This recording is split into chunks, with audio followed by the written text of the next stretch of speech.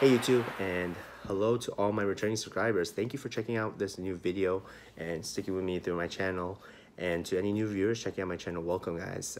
First of all, I hope you enjoy these videos I'm making and you decide to subscribe to this channel as well. So today is going to be just a reaction video, so anything I say is really just my opinion and based on what I watched and learned from the video that was shared. So the video I'm talking about is when I was scrolling through my Facebook page is a couple of my military friends.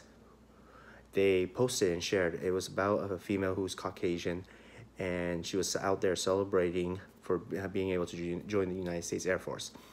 And pretty much she's out there celebrating with her friends, and during the celebration they decide to say on video, let's go hunt for the N-word. And she even repeated and said, hey, I'm ready to hunt for some, I'm paraphrasing this, I'm ready to hunt for, the N-word. And it's shocking because this female is going to be joining the United States Air Force, where she's going to be working with many different people with different backgrounds, ethnicities, different religious beliefs and all that. And to learn about that before really tarnishes the reputation of the Air Force for them letting these kind of people in. And it's like also a surprising point that people don't have to understand that just because everyone joins the United States military, you don't really know how people are feeling deep inside until you actually learn about that person, until their true feelings come out. So you could be working with people who don't support other, believe other minorities are equal and stuff, or they don't believe a certain religion, or they don't accept others for their beliefs and stuff like that, or their ethnicity or the color of their skin. The reason being, you don't know that until later. So the United States, when they decide to have these people join the military and everything, they go through that process. They try and instill people through training and everything, but sometimes it still leaks out, like in different forms. People can maybe, hide it very well. And just like in society, you don't know who's real racist or who stereotype people based on their beliefs, their ethnicity and stuff, until they're actually put into the situation and where it comes into fruition. It's very difficult, but just like how the United States military has problems like the civil wars, they have this problem as well. They don't know who is like that until they actually get in. And the situation might never arise, but there's very big prime examples of that, throughout the United States military and stuff like that. Like, a couple months ago, there was that tech sergeant who's talking about people and how she didn't like her African-American coworkers. And if you go back more, there's just different examples of people not just being accepted, not only based on the race or ethnicity, just their beliefs, how they are, and stuff like that.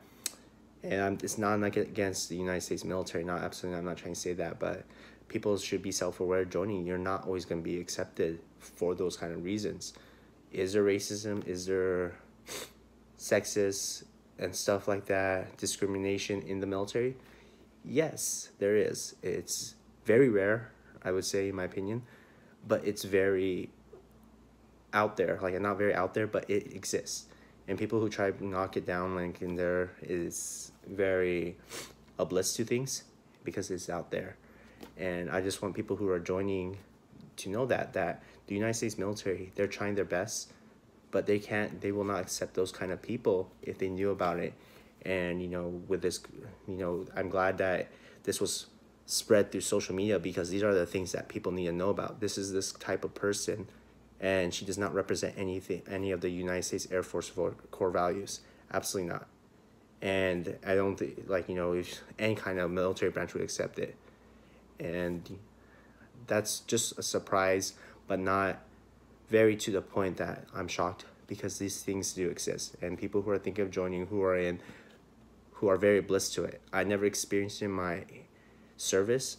I was never discriminated against or stereotyped for my race or ethnicity, but it is out there. So I hope that that's what I'm trying, that's my reaction, is this kind of stuff still exists. And I'm not bliss to it, but to even have the nerve to try to join the United States Air Force having these beliefs and stuff, you're certain, how is someone supposed to trust you and call you a brother or sister in arms when you're that kind of type of person. And you know, I wanted to say the worst ones are the ones who stay hidden and stuff and have those prejudices against others, have like discrimination of those others, and they're not known, because that is not something that should be accepted in the United States Air Force. You expect, you know, the person who is with you, brother or sister, male or female, that they have your back 100%. When, you know, stuff hits in, like, you know, stuff hits the ceiling fan, they're there to help you out in any kind of situation. And you can't have yourself second guessing those people behind you. You can't have them second guess, wondering like, are they really gonna help me out? You have to trust them to 100%.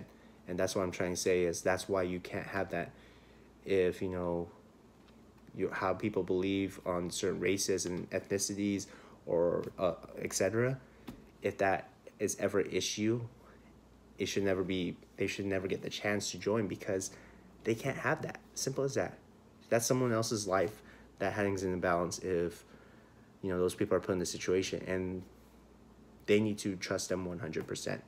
So that's what pretty much why I created this video. Is just a reaction. And it's like, people, I hope you understand that this stuff exists still.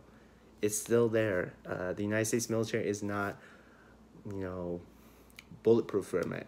They're not impenetrable to these kind of things. It's in a smaller scale than civil war, I think so. But then, of course, these kind of things magnify, because anything the United States military does is always put under a microscope. So anyone who joins, you know, I hope these kind of people are weeded out before they can even join the United States military. The ones who are like this, who are in the military, you know, I do hope that they do. I never, not do hope, but, you know, if they come to fruition, they're handled very in a matter of fact, because that's something that's not accepted in the United States military. So all my friends, like, you know, friends who are still in, you know, continue to try to build that trust among each other, trust one another, because, you know, in the end of the day, when you're especially overseas and when you're out there in the deployment environment, those are who all you have, your brothers and sisters in the arms. So take care and God bless.